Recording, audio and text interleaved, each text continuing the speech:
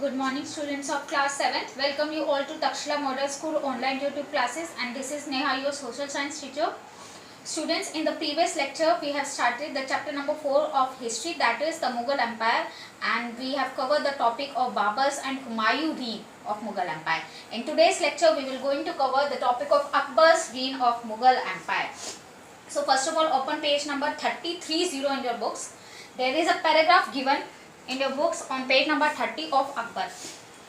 So Akbar's full name is Jalaluddin Muhammad Akbar, जिनका हुमायूं के जब 1555 में अपने पैलेस की लाइब्रेरी के स्टेप से गिर करके मौत हो गई थी, तब हुमायूं के बाद 1556 में अकबर को सिंहासन पर बिठा दिया गया था। अकबर को थ्रोन मिल गया था और उनको throne at the age of 13 years, 13 साल की उम्र में ही उनको सिंहासन पर बैठा दिया गया था।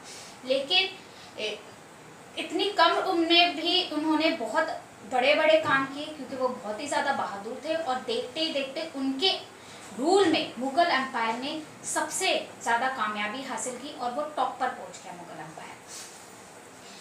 अकबर का जन्म अमरकोट में हुआ, जो कि सिंध में है, इस समय सिंध पाकिस्तान में है।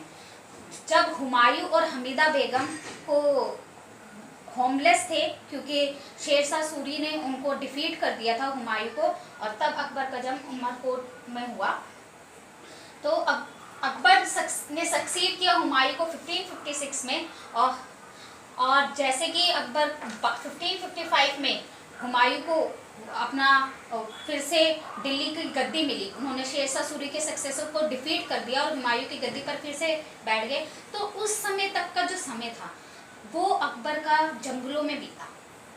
उन्होंने हंट करना सीखा और दौड़ना, भागना, लड़ाई करना सीखा, युद्ध में कैसे तलवारबाजी की जाती है ये सब सीखा। तो वो बहुत ही ज़्यादा डेयरिंग हो गए थे, पावरफुल हो गए थे और एक वॉरियर बन गए थे, एक बहुत ही अच्छे योद्धा बन गए थे। लेकिन उनको नॉलेज का, वो हर ज्ञान को बहुत ही ज़्यादा इम्पोर्टेंस देते थे अपनी लाइफ में, लेकिन फिर भी वो कभी भी पढ़ नहीं पाए। वो he remain illiterate through out his life, पूरी ज़िंदगी वो अनपढ़ ही रहे। लेकिन फिर भी उनको बहुत इंटरेस्ट था आर्किटेक्चर में, म्यूज़िक में, आर्ट्स में, लिटरेचर में। तो जैसे ही उनको सिंहासन मिला at the age of 13 years पर ही मिल गया था, उनके तो गार्जियन थे बैराम खान, वो उनकी गाइडेंस में आकर के अपना राज्य चलाते थे। तो बैराम खान के इनिशियल ईयर्स में गाइडेंस के बाद, लेकिन जब अकबर 18 साल के हुए तो उन्होंने बैराम खान को पिलग्रिमेज पर मक्का की यात्रा पर भेज दिया गया, धार्मिक स्थल पर भेज दिया गया, और पूरे के पूरे एम्पायर को, पूरे के पूरे राज्य को अपने ही कब्जे में, अपने खुद रूल करना स्टार्ट कर दिया। अकबर का जो दरबार था, अकबर का जो कोर्ट था, वो बहुत ही ज़्यादा माना जाता था, क्योंकि वहाँ पर इतने बड़े बड़े ज्ञानी का हुआ करते थे। अकबर के कोर्ट में 9 जेम्स थे, जो कि उसने बहुत मुश्किल से ढूंढे थे। 9 जेम्स 9 रत्न थे, नवरत्न अकबर के थे। उन नवरत्नों में से ही एक रत्न है, एक जेम थे अबुल फजल। अबुल फजल ने अकबर की जीवनी लिखी, अकबर की बायोग्राफी लिखी, जिसका नाम था एनी अकबर। देखते देखते अकबर ने बहुत सारे अपने एम्पायर को एक्सपैंड करने के लिए बहुत सारी लड़ाइयाँ लड़ी। उन्होंने सबसे पहले 1556 में सेकेंड बैटल ऑफ पानीपत लड़ी, जो कि अकबर ने हुमायूं के अगेंस्ट लड़ी और हुमायूं को हेमू के अगेंस्ट लड़ी और हेमू को डिफीट कर दिया। In the second battle of Panipat in 1556 Akbar defeated Hemu, और जब ये सेकेंड बैटल ऑफ पानीपत में अकबर ने हेमू को डिफीट कर दिया, तो उसी समय से 1556 से हम ये मानते हैं कि मुगल एम्पायर की रियल बिगनिंग स्टार्ट हुई, क्योंकि मुगल एम्पायर अब अफगान रूल पूरी तरीके से खत्म हो चुका था। सुल्तानों का रूल पहले ही खत्म हो गया था दिल्ली सल्तनत पर, जो हुमायूं बाबर ने किया इब्राहिम लोदी को मार के। अब अफगान रूल भी खत्म हो गया था। अब देखते ही देखते पूरे भारत में मुगलों का रूल हो रहा था।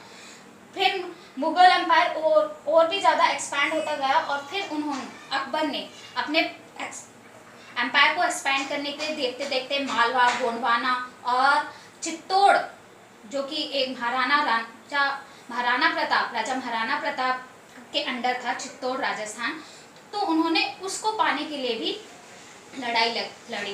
तो जैसे जैसे अकबर पावरफुल होता जा रहा था तो जो राजा थे छोटे छोटे, उन्होंने वो अपने आप ही अकबर की मास्टरी को मान लेते थे कि हाँ भाई अकबर को हमने अपना राजा मान लिया और अपना घुटने टेक देते थे। लेकिन महाराणा प्रताप ने अपने घुटने नहीं टेके, उन्होंने पूरी तरीके से उनसे अकबर से बैटल की और वो बैटल थी battle of Haldi Ghati. Battle of Haldi Ghati 1576 में अकबर और महाराणा प्रताप के बीच हुई और इस बैटल में अकबर ने महाराणा प्रताप को डिफीट कर दिया, हरा दिया और चित्तौड़ का सिंहासन ले लिया। देखते ही देखते अकबर ने गुजरात के सारे ही पार्ट्स पर कब्जा कर लिया, क्योंकि गुजरात पर को कॉन्कर करने का उनका ये मकसद था कि वेस्ट, अगर गुजरात एक कोस्टल सिटी थी, अगर वो गुजरात को पा लेते तो शिप के जरिए वेस्टर्न कंट्रीज के साथ वो ट्रेड कर सकते थे। तो गुजरात को भी उन्होंने कॉन्कर कर लिया। देखते ही देखते बंगाल, बिहार, सिंध, बलूचिस्तान और काबुल जो कि अफगानिस्तान में था, अफगानिस्तान से लेकर के काबुल से लेके हमारे ईस्ट, हमारे इंडिया के बंगाल तक और कश्मीर से लेके साउथ के अहमदनगर तक उन्होंने मुगल एम्पायर को एक्सपैंड कर दिया था। अकबर अनपढ़ थे लेकिन लर्निंग के प्रति उनका बहुत ध्यान था, वो तवज्जो देते थे ज्ञान को बहुत, और वो हमेशा ही बड़े बड़े महात्माओं के बीच में बैठे रहते थे। इसीलिए उन्होंने 9 पर्सनालिटीज़ को अपने राज्य में रखा, अकबर अपने अपने कोर्ट में रखा, जिनको उन्होंने 9 रत्न का टाइटल दिया, 9 जेम्स ऑफ अकबर्स कोर्ट। तो वो सारे ही पर्सनालिटीज बहुत बड़े थे और डिफरेंट डिफरेंट फील्ड्स के थे, ताकि उनसे बहुत कुछ सीखने को मिले अकबर को। तो I think I should ask some questions from you. So students, write down these questions because you all have to write it down these questions in your fair notebook. Who wrote An-e Akbari? This is our first question. Who wrote An-e Akbari? Second, when was the second battle of Panipat fought? Second question is, when was the second battle of Panipat fought?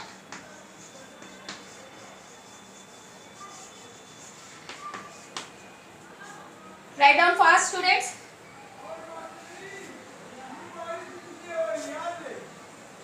Your third question is,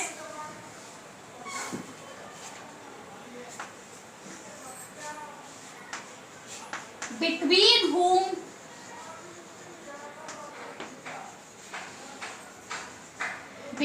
whom second battle of Panipat fought? Between whom second battle of Panipat fought?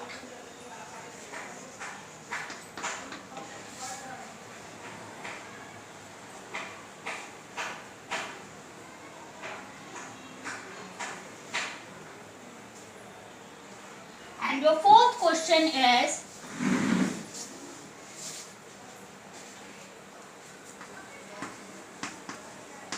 between whom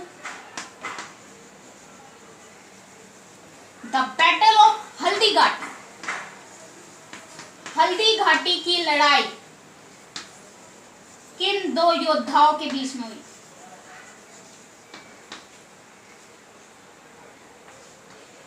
battle of Haldi Ghati is very famous battle because history के 2 बहुत ही famous rulers आपस में टकराए थे। So students, these are your 4 questions till now and you all have to write it down these questions in your fair notebook. Now come on page number 32 कि अकबर का प्रशासन अब कैसे चलता था, एडमिनिस्ट्रेशन सिस्टम कैसे चलता था। तो अकबर के प्रशासन में जो बिल्कुल ही सेंट्रलाइज था, यानी कि जो भी डिसीजन मेकिंग पावर सिर्फ एम्परर के हाथ में थी। एम्परर ही हेड था पूरे एम्पायर का, राजा ही हेड था पूरे एम्पायर का, और सारी की सारी ताकतें सिर्फ राजा के पास हुआ करती थी। उसी के पास वही कमांडर इन चीफ हुआ करता था आर्म फोर्स का, आर्मी को वही सज्ज करता था। सुप्रीम जज न्याय पूरी तरीके से वही करता था, और इन सभी कामों को करने के लिए, इन सभी इस प्रशासन को ठीक से चलाने के लिए, एडमिन सिस्टम को ठीक से चलाने के लिए उसके पास एक मंत्रिमंडल हुआ करता था, काउंसिल ऑफ मिनिस्टर्स हुए करते थे। जैसे कि वकील को प्राइम मिनिस्टर, चीफ जज काजी हुआ करता था, और मनसबदार वो लोग होते थे हर लैंड के कुछ हिस्सों को पार्ट्स में डिवाइड कर करके उन पर एक गवर्नर बिठा दिया जाता था। उस गवर्नर को मनसबदार कहा जाता था, और ये मनसबदार का काम होता था कि अपने लैंड में से जितना भी कल्टीवेशन हो रहा है उस पर रेवेन्यू कितना आता है, टैक्स कलेक्शन कितना हो रहा है, और उसको मेंटेन करके रखें। और भी काफी मिनिस्टर्स थे उसके मंत्रिमंडल में। तो अकबर का काम था रेगुलरली बेसिस पर इन ऑफिसर्स, इन मंत्रियों से, इन मिनिस्टर से और कॉमन पीपल, आम जनता से मिले।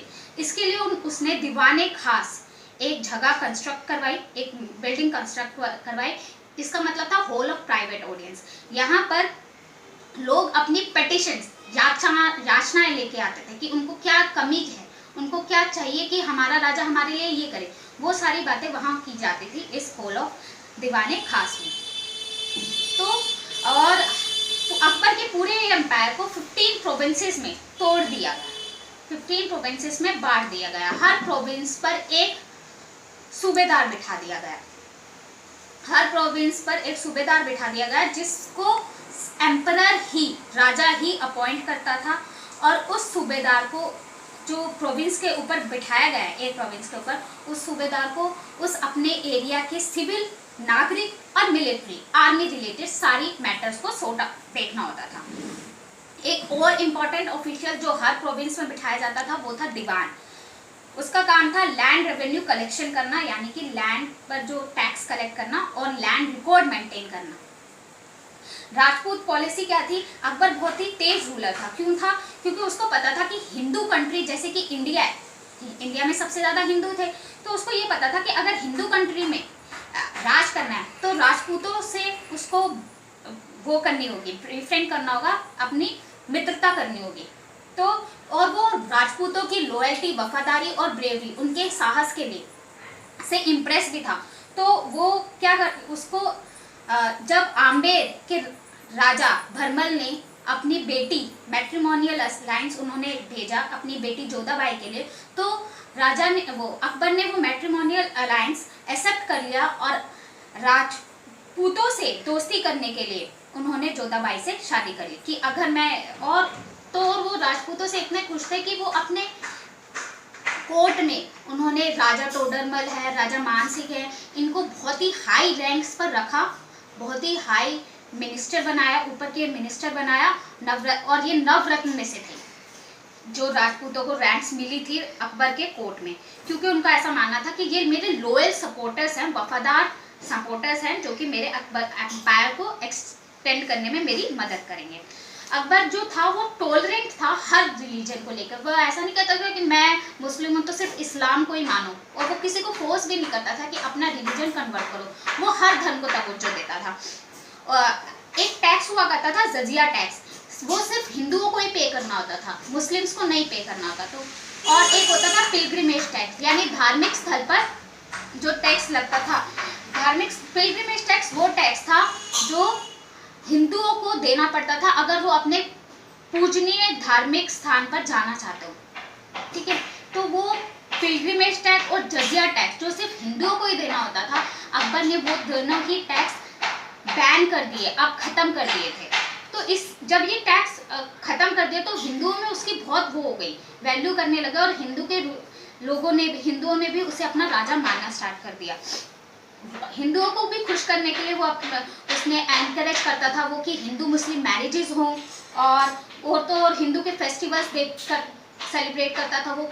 उसके कोर्ट में भी हिंदू कस्टम्स फॉलो किए जाते थे, हिंदू के रीति रिवाज फॉलो किए जाते थे। वो अपने सर पर, माथे पर हमेशा टीका लगा के रखता था। इसके लिए उसने वो चाहता था कि सारे ही धर्म मिल करके एक हो जाए। तो इसलिए उसने अपना हर रिलीजन को मिला करके, हर रिलीजन की अच्छी क्वालिटीज़ को मिला करके, सिमिलैरिटीज़ को देख करके एक नया धर्म बनाया। वो धर्म था दीन इलाही धर्म, यानी इस दीन इलाही धर्म का मतलब था रिलीजन ऑफ गॉड। अकबर ने अपना दीन इलाही धर्म बनाया जो कि मिक्सचर था, क्रिश्चियनिटी, बुद्धिज़्म, हिंदुइज्म और इस्लाम। इसके बावजूद ये धर्म अच्छा था क्योंकि इसमें हर धर्म की अच्छी बातें थी, सिमिलैरिटीज थी, लेकिन फिर भी ये धर्म ज़्यादा चला नहीं।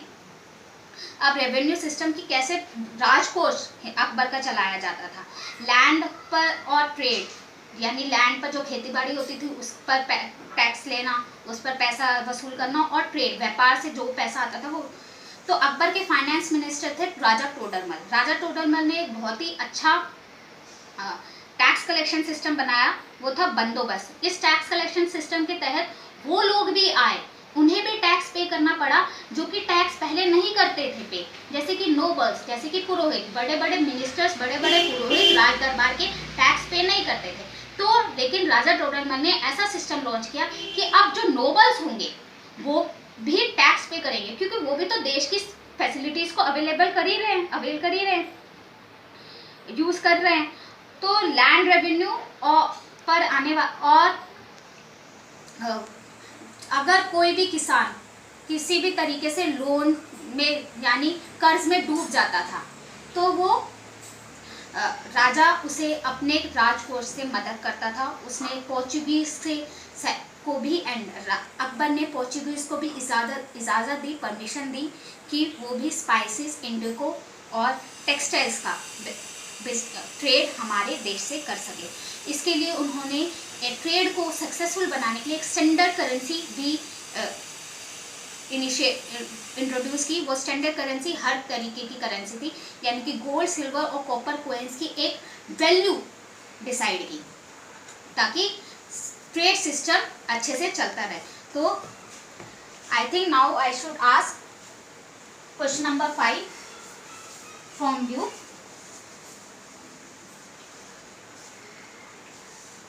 So the question number 5 is, which religion is created by Akbar? Which religion is created by Akbar? And your last question is, who was the finance minister of Akbar? वित्त मंत्री कौन थे अकबर के दरबार में? Finance minister of Akbar.